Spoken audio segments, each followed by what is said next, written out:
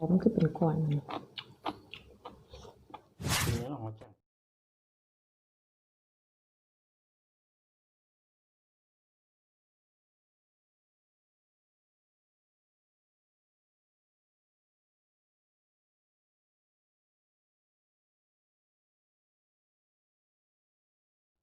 สวัสดีครับสวัสดีพ่อแม่พี่น้องทุกคนครับวันนี้ก็มาพบกับบ่าวโจคือเก่ากับผมวันนี้บ่าวโจเลยตำทะเลครับตำทะเลมาจากตลาดพันมีโบราณครับพันมีโบราณครับ2 ถุงละ10 บาทตำทะเลมีหอยมีหมึกนะครับแล้วก็ออมนกเจ็บแสบมันครับกับข้าวเหนียวฮ้อนๆเฮาคือเก่าแหละครับไม่เขาไม่ครับหอมจอกคือสีเหนียวเดี๋ยววะ เอามาเต็กไม่ใช่บ่มันก็ร้อนนะสิโอ้ยขอผัดหมี่ก่อนหน่อยวะขอเป่าก่อนนอนขอกินนี่กันนะจัดไปไม่ได้กินโดนละผัดหมี่โบราณครับมา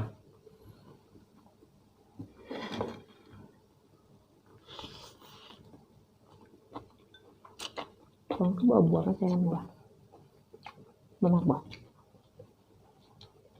บ่เห็นนี่ลองหน่อยก็ได้มันกินได้สมุนไพร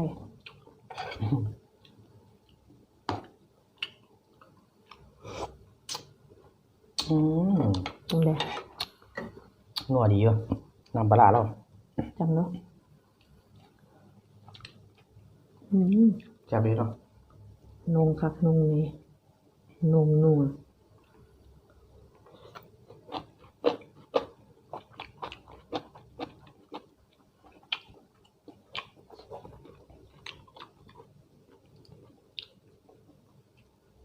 ท้องใส่ผักหน่อยคนมันจะตอนต้มไปบอกบ่ละตัวนี้จะตัวเทียบจำถุงมันจะเมื่อบ่ายนึงไปของฝากมาหลายครับพี่น้องจะเมื่อบ่ายอยู่ใช่ไหมช่วงเป็นคนที่บ้านเชื่อหนาซื้อเยอะมากเลย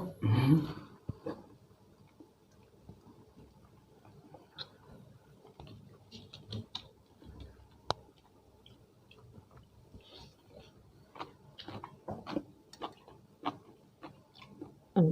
ของเขามันคือเป็นก้อนกินเนื้อของหัวใจเนี่ยมันคือตำเนี่ยนี่อ๋อได้อยู่บ่ได้กินอย่างนี้แล้วเห็นมัน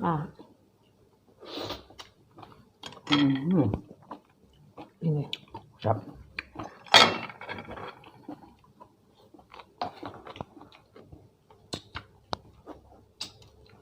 บ้าน้ำปลาเพิ่นคือเขาทาด้วย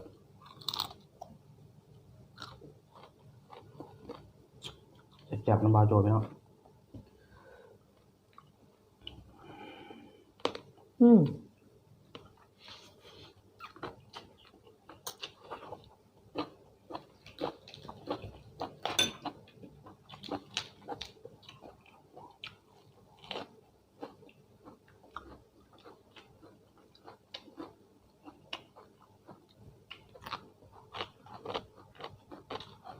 เพื่อร้านนี้เพิ่งไปให้ลุงกินเนาะ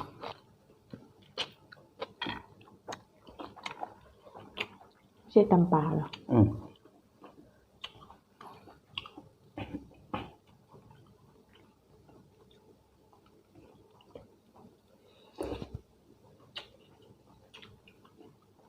น้ำจังว่ามีแต่หนังคุยเก็บหน่วยแล้วตอนหน่วยแล้วตอนมีเนื้อเหนียมไหล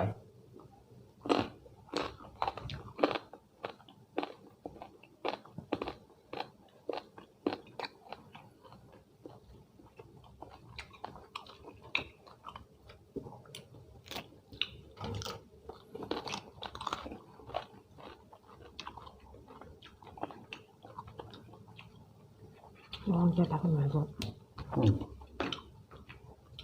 ต้องกินไปแล้วผักขายเติมอยู่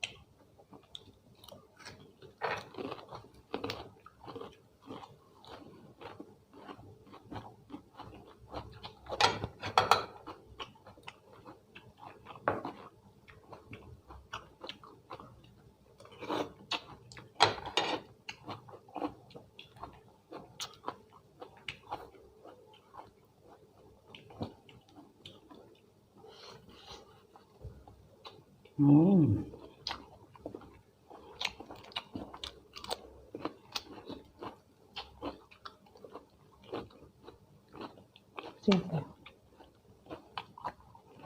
พันมีใส่ออกหวานๆแซ่บแล้วเนาะ กินหลายวันๆเนี่ย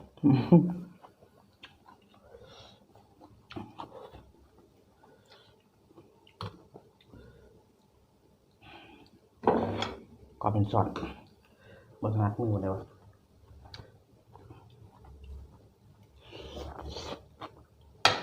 ประมาณนี้ผักกระไรแล้วบวกมากเลยอยากกิน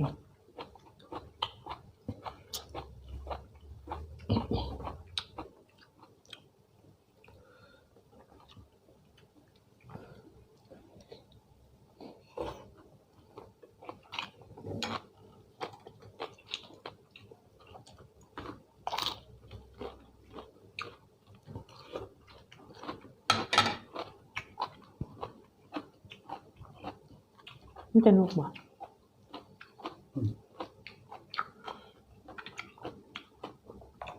ไม่กินนมกิน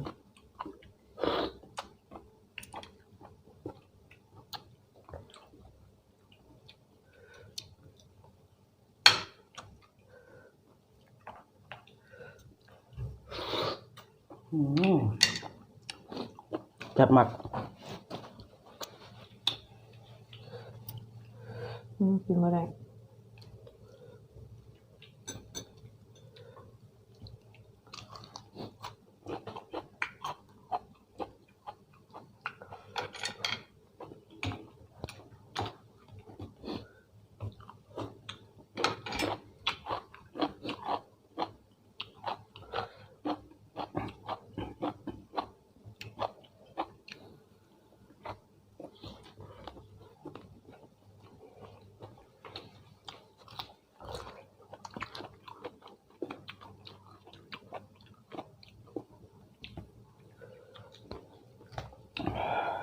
เผ็ดมากแล้วบัดนี้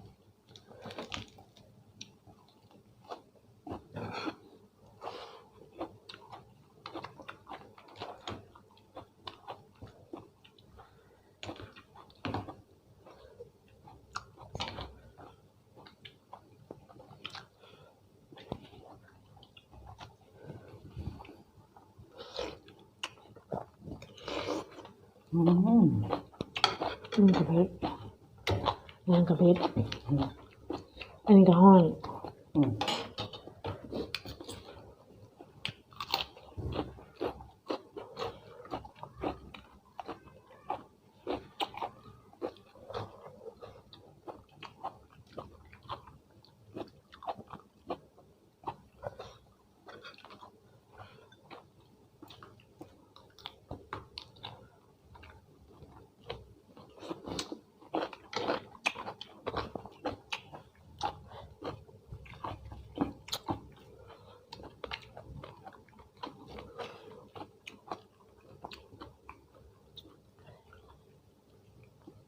เพชรว่ะ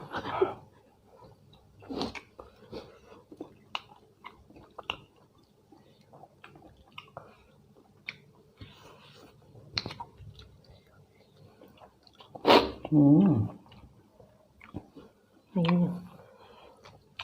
เผ็ด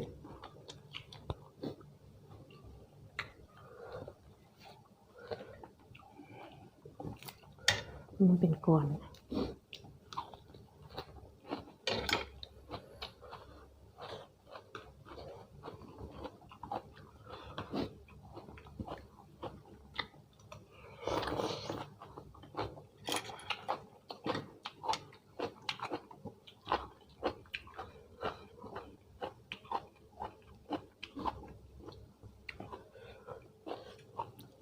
นี่แต่เขาว่าพวกให้เลือกกินต้องให้เลือกกิน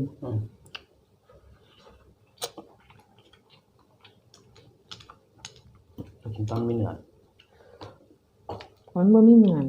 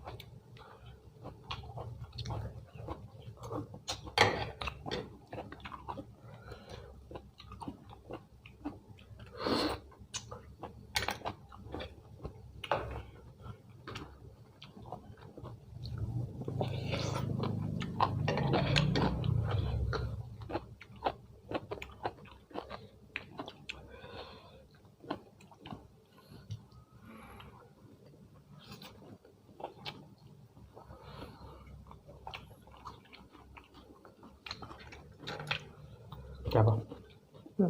พริก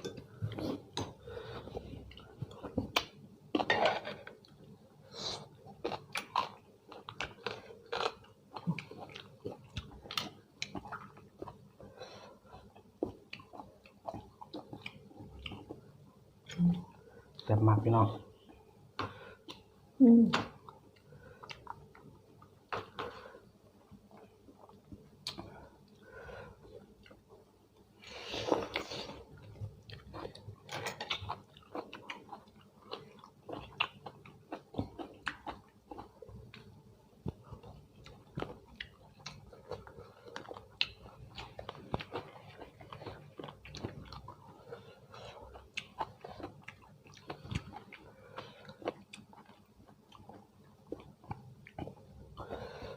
เผ็ดเผ็ด